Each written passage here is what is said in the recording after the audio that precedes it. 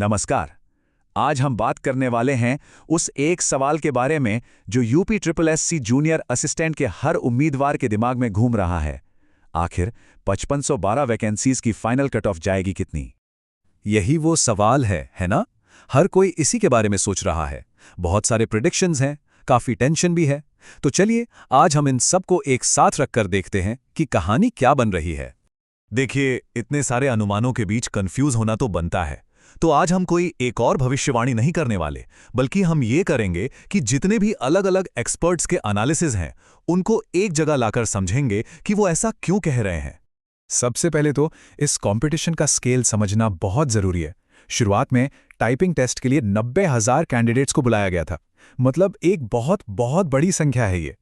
तो चलिए अपनी पड़ताल शुरू करते हैं, और इसके लिए सबसे पहले देखना होगा पिछले डेटा को। मतलब जो पिछली भर्ती हुई थी वहीं से हमें एक बेसलाइन मिलेगी।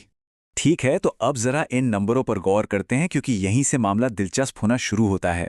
देखिए, एनालिस्ट का कहना है कि इन दोनों एग्जाम्स में ना जमीन आसमान का फर्क है।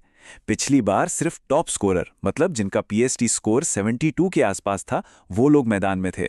और इस बार कट ऑफ सिर्फ 15, और तैयारी के टाइम का अंतर देखिए, 10 महीने के मुकाबले सिर्फ 45 दिन। ये कोई छोटा मौका बदलाव नहीं है, ये एक बहुत बड़ा गेम चेंजर है। और ये देखिए, ये वो नंबर है जिस पर हर एनालिस्ट की नज़र टिकी हुई है।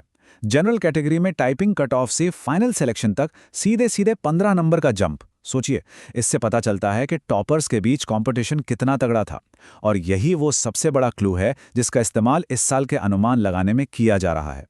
तो पिछला हिसाब किताब तो हमने देख लिया। अब आते हैं इस साल के सबसे बड़े वाइल्ड कार्ड पर, वो फैक्टर जो सब कुछ बदल कर रख सकता है, टाइपिंग टेस्ट। इस फिल्टर का जो पहला लेवल है वो है अटेंडेंस। मतलब जो 90,000 कैंडिडेट्स बुलाए गए थे, उनमें से एक बहुत बड़ा हिस्सा, लगभग 35 से 45% लोग टेस्ट देने आए ही नहीं। इससे क्या हुआ? कंपटीशन तो एक शब्द टाइप होने से पहले ही काफी कम हो गया। असली मुकाबला अब बस इन्हीं लोगों के बीच है। और यहीं पर एक और बड़ा इंटरेस्टिंग पॉइंट है जिसकी बात एक्सपर्ट्स कर रहे हैं, एक साइकोलॉजिकल फैक्टर। जरा सोचिए, किसी कैंडिडेट का स्कोर कट ऑफ के एकदम पास है। क्या वो ये सोचकर दिन रात टाइपिंग की प्रैक्टिस करेगा कि अरे फाइनल में तो वैसे भी चांस नहीं है? शायद नहीं। और इसी वजह से जो सीरियस दावेदार थे उनका ग्रुप और भी छोटा हो गया।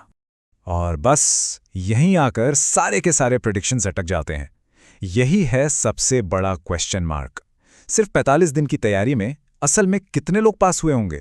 कुछ एक्सपर्ट्स को लगता है कि ये आंकड़ा 30% जितना कम हो सकता है, तो कुछ को लगता है कि 60% से भी ज्यादा। अब ये एक बहुत बड़ा गैप है, और यही फाइनल कट ऑफ पर सबसे ज्यादा असर डालेगा। तो ठीक है, पुराना डेटा और टाइपिंग टेस्ट वाले फिल्टर, इन दोनों बातों को ध्यान में रखते हुए अब देखते हैं कि अलग अलग एनालिसिस फाइनल नंबर्स को लेकर कहां तक पहुंच रहे हैं। तो ये रहे अलग अलग सोर्सेस के अनुमान। जैसा कि हम देख सकते हैं, जनरल कैटेगरी का स्कोर 55 से 57 के आसपास घूम रहा है।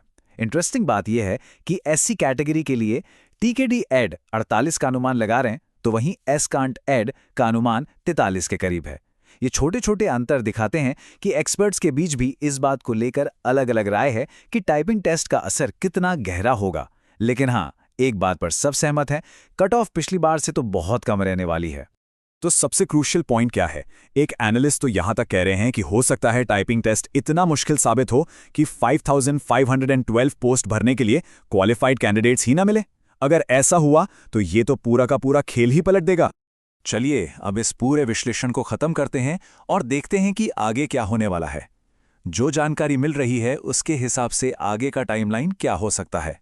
तो उम्मीद यही है कि अब प्रोसेस तेजी से आगे बढ़ेगा। बताया जा रहा है कि टाइपिंग का रिजल्ट जनवरी में आ जाएगा, उसके बाद जनवरी एंड या फरवरी में डॉक्यूमेंट वेरिफिकेशन, और फिर मार्च में होली से पहले फाइनल ज्वाइनिंग हो सकती है।